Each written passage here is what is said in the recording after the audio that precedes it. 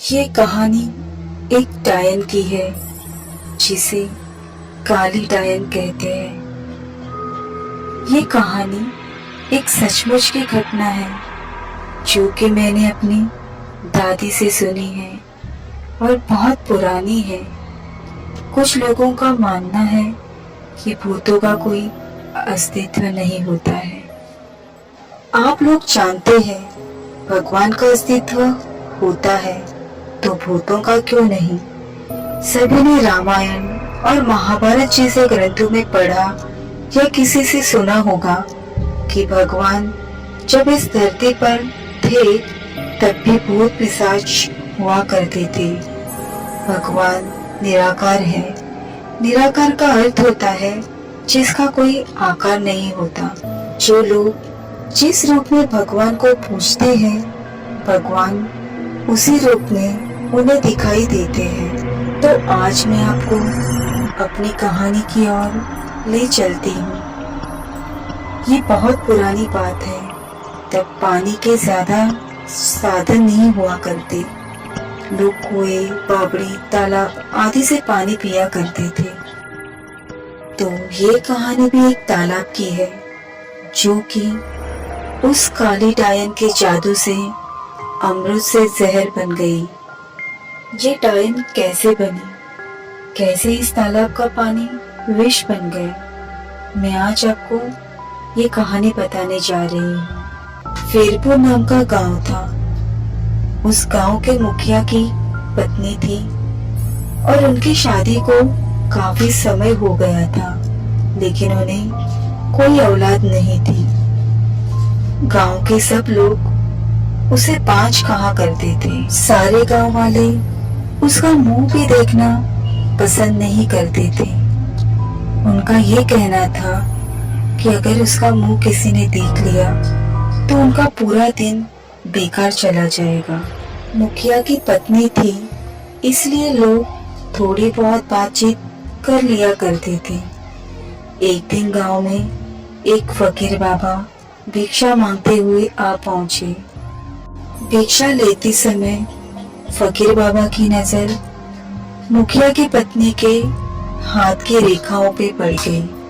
हाथ की रेखा देखने पर फकीर बाबा ने उससे कहा, आपको बच्चा नहीं है ना? ये सुनने के बाद वो बोली, आपको कैसे पता चला? तो फिर फकीर बाबा बोले, हम हस्त रेखा में निपुण हैं और हाथ देखकर यह बता सकते हैं कि क्या होने वाला है, क्या होगा। ये सब सुनकर वो बोली, अच्छा तो ये बताओ कि मुझे बच्चा कब होगा? तो उसने कहा, आपको भगवान ने बच्चा तो नहीं दिया पर मैं एक रास्ता बताता हूँ। ऐसा कहकर फकीर बाबा ने कहा, अमावस्या की रात को किसी एक ऐसे लड़के की बलि पीपल के पेड़ के नीचे दो जो अपने माँ बाप के इकलौता पुत्र हो और उसके खून से अपने बाल धोना। फिर कहना, ए प्यासी आत्माओं, ये बलि मेरी तरफ से स्वीकार करो और मुझे एक पुत्र दे दो। एक लोटे में उस कुएं का पानी भरकर उसमें उसके खून की 2 बूंद मिलाकर खुद पी लेना और उस लड़के के सिर के बाल अपनी साड़ी की गांठ में बंधे रखना तो तुम्हें अवश्य एक पुत्र पैदा होगा। इतना कहकर वो फकीर भिक्षा लेकर चला गया। उस दिन के ठीक 3 दिन बाद अमावस्या थी। उस औरत ने वही किया जो उस बाबा ने बताया था। उसने अपने देवरानी की लड़के की बलि दे दी और खून की 2 बूंदें पानी में मिलाकर खुद पी लिया और उसके सिर के कुछ बालों को काटकर अपनी गांठ में बांध लिया और बिना पीछे मुड़े अपने घर आ गई। सुबह जब गांव वालों को पता चल गया कि मुखिया के भाई के बेटे को किसी ने मार दिया है, जब ये बात मुखिया और उसके भाई ने सुन ली तो वो दौड़ पड़े। धीरे धीरे सारा गांव इकट्ठा हो गया। उस लड़की की माँ का तो रो रो के बुरा हाल हो गया था। तब किसी व्यक्ति ने हिम्मत जुटाकर उस सिर को धड़ से जोड़ा और उसे नदी में बहाने की सलाह दी। लोगों ने उसकी बात मानकर लाश को पानी में बहा दिया। सब लोग यही कह रहे थे, किसने किया, ये सब कैसे हुआ। सब लोगों के लिए यह घटना चिंता के विषय बन गई थी। जब मुखिया घर पहुंचा तो क्या देखता है कि उसकी पत्नी तो पकवान बना रही थी और वो बहुत ही खुश नजर आ रही थी। मुखिया ने क्रोध में कहा, क्या तुम्हें इस बात का बिल्कुल भी दुख नहीं है कि हमारे भाई का बेटा मर गया है? लेकिन उसे जरा भी अफसोस नहीं था। वो कहने लगी, लड़का उसका मरा है, मेरा नहीं, मैं क्यों शोक मनाऊं? और ऐसा कहकर जोर जोर से हंसने लगी और कहने लगी, तुम पागल हो, तुम्हें तो खुश होना चाहिए कि अब तुम्हारा भी एक पुत्र आने वाला है और तुम्हें ये जानकर और भी खुशी होगी कि वह इस जायदाद का अकेला वारिस होगा। ऐसा कहकर वो जोर जोर से हंसने लगी। उसके कर मुखिया से रहा नहीं गया और उसे जान से मारने के लिए वो तलवार उठाने चला गया। वो अंदर तलवार ढूंढ रहा था पर तलवार नहीं मिली। जब वो अपनी पत्नी के बेड के पास पहुंचा तो क्या देखता है कि सारे कपड़े खून से लथपथ हैं और तलवार भी वहीं पड़ी है और उस पर खून लगा है। वो ये सब देखते ही समझ गया कि ये सब इसने पुत्र प्राप्ति के लिए बलि दी है। उसने उसे मारने का विचार बनाया कि अभी मैं इसको मार दूंगा तो सब लोग मुझे गलत समझेंगे, और वो वहां से चला गया। उस दिन से गांव में ऐसे ऐसी घटनाएं होने लगी। किसी की भैंस मर गई और उसके शरीर के अंग इधर उधर फैले पड़े, जैसे कि किसी ने उसे नोच नोच कर खाया हो। तो किसी दिन किसी का कुत्ता, किसी का बछड़ा तो किसी की बकरी मर गई और उसी तरीके से वो मर गए। जिस तरीके से किसी ने भैंस को मारा था, ऐसी घटना से सारा गांव परेशान था। किसी को ये समझ नहीं आ रहा था कि आखिर हो क्या रहा है। एक दिन की बात है, मुखिया रात को अपने गेट के पास सोया हुआ था। आधी रात के समय उसे गेट खोलने की आवाज आई। वो जाग गया। उसने देखा कि एक औरत बालों को बिखरे हुए आधी रात को बाहर चली जा रही है। देखने में तो ऐसा लग रहा था कि जैसे उसको कोई खींच कर ले जा रहा हो। वो काली रात थी। चारों तरफ से आवाजें आ रही थी।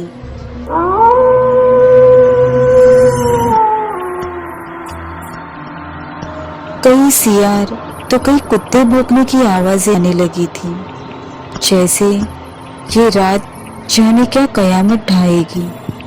अचानक उसे एक गाय के बछड़े के रंभाने की आवाज आई। वो समझ गया, हो न हो ये सारी गांव की बर्बादी का कारण है। मुखिया ने सोचा कि क्यों न मैं चलकर देखूं कि ये कहाँ जाती है। वह उठकर चल दिया। उसने आगे चल के क्या देखा कि पड़ोसी की गाय का बछड़ा का कटा हुआ मुंड पड़ा है और उसके धड़ को वह औरत खींचकर पीपल की ओर ले जा रही है और ले जाकर उसने वही शब्द दोहराए, यह लो प्यासी आत्माओं, मैं तुम्हारे लिए भोजन लाई हूँ। मुखिया ये सब नीम के पेड़ के पास छुपकर देख रहा था। एकदम वो क्या देखता है कि चार काली छाया वहां प्रकट हुई। देखते ही देखते वो ऐसे भयानक शरीर में बदल गई कि उसे देखकर उसके शरीर के रोंगटे खड़े हो गए। उनके ये बड़े बड़े दांत, लाल लाल आंखें, शरीर पूरा जला हुआ, बड़े बड़े नाखून और आंखें चमक रही थी। इतना भयानक दृश्य उसने अपनी जिंदगी में कभी नहीं देखा था। वो क्या देखता है कि वो चारों भूत और उसकी पत्नी उस लाश को खाने लगी, दोनों हाथों से लपालप, जैसे कि कोई भूखा व्यक्ति खाने पर टूट पड़ता हो। ये सब देखकर मुखिया के पैर के नीचे की जमीन खिसक गई कि उसकी पत्नी एक डायन है। जब उन्होंने सारे मांस को नोच नोच कर खा डाला, तब उसने एक भूतों की एक बात सुनी कि बस 3 दिन बाद फिर अमावस्या है और हमारी शक्ति उस दिन बढ़ जाएगी। तब हम तुम्हें पूरी शक्ति सौंप देंगे और तुम अपनी मर्जी से कुछ भी कर सकती हो। तुम गांव वालों को अपनी उंगली पर नचा सकती हो। उसने सारे गांव वालों को जगाकर ये कहा, देखो मैं तुम्हें बताता हूँ कि तुम्हारी बर्बादी एक डायन की वजह से हुई है। और सबसे कहा कि अपनी अपनी लाठी उठाओ और चलो मेरे साथ। आज उस डायन का अंत हम सब मिलकर करेंगे। और सब भागते हुए उस पीपल की ओर चल दिए। सारे गांव को अपनी तरफ आते देख सारे भूत तो गायब हो गए, पर वह डायन खड़ी रह गई। मुखिया की पत्नी को इस हालत में देखकर सारे गांव वालों की तो होश उड़ गए और वो रुक गए। मुखिया ने कहा, खड़े क्यों हो? ये तुम्हारी मालकिन नहीं, डायन है डायन।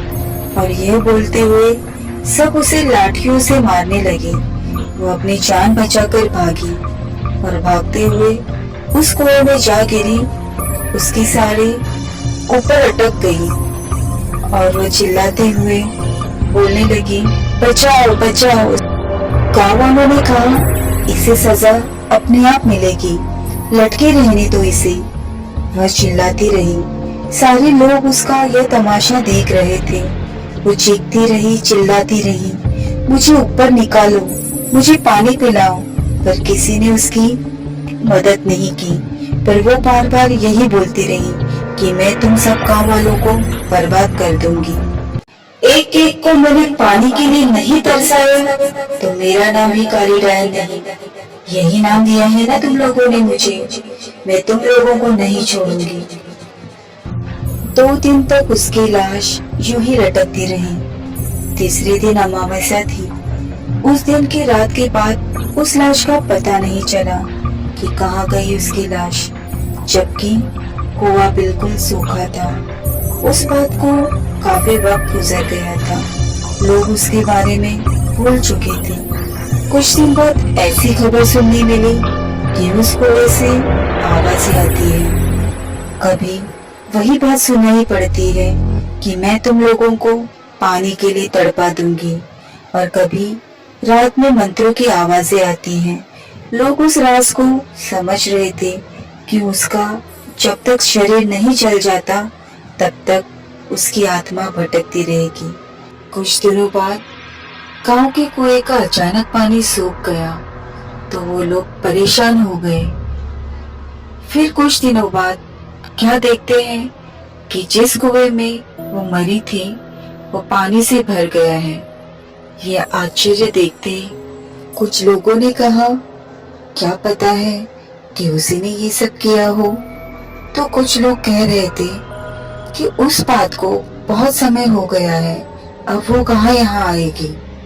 ऐसे कहते हुए उन्होंने कहा, हम इस कुएं से ही पानी पिया करेंगे। सुबह जब कुछ लोगों ने कहा, चलकर पानी खींचते हैं, जब कुएं के पास पहुंचे तो कुएं में पानी नहीं था। ये सब देखकर लोग हैरान हो गए कि पानी गया कहाँ। तब उसमें से अजीब आवाज आई, कहा था ना पानी के लिए तड़पा दूंगी, मुझे पानी नहीं पिलाया था तुम लोगों ने। अब मैं तुम सबको पानी के लिए ही नहीं, खाने के लिए भी मोहताज कर दूंगी। यहाँ अब कभी पानी नहीं बरसेगा। अब गांव वाले परेशान हो गए। उनके पास पानी खत्म हो गया था। अब उन्हें दूसरे गांव से पानी लाना पड़ता था। पानी न बरसने के कारण अब वहां का कुआं भी सूखने लगा। तब उस गांव के मुखिया ने भी उन्हें पानी भरने के लिए मना कर दिया और कहा, तुमने जो किया है उसके लिए हम सब गांव वाले क्यों झेले? जाओ अब उसे भुगतो। कभी कुएं में पानी आ जाता था तो कभी नहीं। जब गांव वाले प्यास से परेशान हो गए तो कुछ लोगों ने उस कुएं के पानी को खींच लिया और उसे जैसे ही पिया तो उनका शरीर पूरी तरीके से सड़ गया।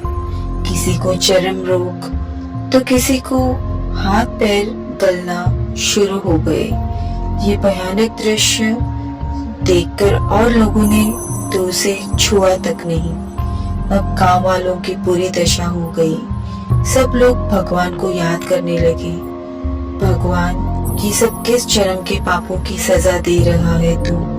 बस चारों तरफ हाहाकार मच गया। उस दिन से गांव में तो जैसे मातम छा गया हो।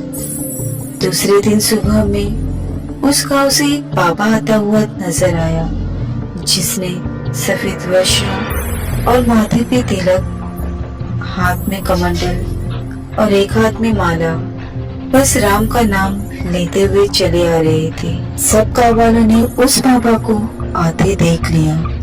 सब लोग उनके चरणों में गिर पड़े और कहने लगे, बाबा हमें इस संकट से बचा लो। बाबा ने कहा, क्या बात है, आप सारे गांव वाले इतने परेशान क्यों हो? तब बाबा को मुखिया ने सारी बात बताई।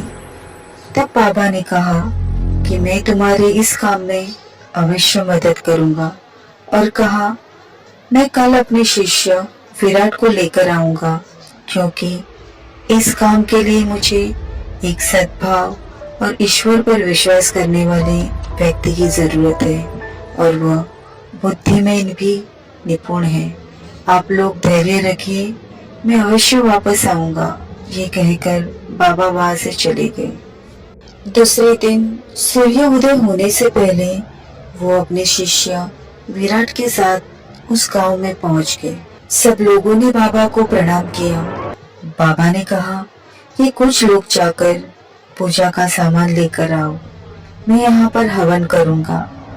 और अपने शिष्य से कहा कि तुम इस कुएं में अंदर जाकर उस टायन का अंत करोगे और तुम्हें कुछ ध्यान में रखने वाली बातें बताता हूँ कि इस कुएं में उतरने से पहले तुम्हें सच्चे मन से भगवान का स्मरण करके बिना मुंह में पानी जाए हुए नीचे पहुंचना पड़ेगा और तुम्हें इस कुएं की गहराई में यानी पाताल तक पहुंचना पड़ेगा। ध्यान रहे, ये काम सूरज डूबने से पहले खत्म करना पड़ेगा, क्योंकि दिन के डूबते ही बुरी आत्माओं की शक्ति बढ़ जाती है। ध्यान रहे कि सबसे पहले टायन के बाल काटने हैं, जिससे वह कमजोर पड़ जाएगी। जब वह पूरी तरह से कमजोर पड़ जाए तब भगवान का नाम लेकर यह खंजर जो मैं तेरे को दे रहा हूँ, इससे उसको मार देना और इसके शरीर को जला देना और मैं यहाँ यज्ञ करके तुम्हारी मदद करूँगा। उनका शिष्य तो समझ गया, पर कुछ गाँव वालों ने पूछा, बाबा इस कुएं में पानी में कैसे उसकी लाश को जलाओगे? तब बाबा ने बताया कि वह पाताल लोक में अपने घरों की तरह ही रह रही है। वहाँ भी आत्माओं और भूत प्रेतों के घर हुआ करते हैं। तब गाँव वालों को समझ में आया। बाबा ने अपने शिष्य से कहा कि अब देर मत करो, तुम जल्दी जाओ। तब उनका शिष्य भगवान का नाम लेकर उस कुएं में कूद गया और इधर बाबा मंत्रों से यज्ञ करने लगे।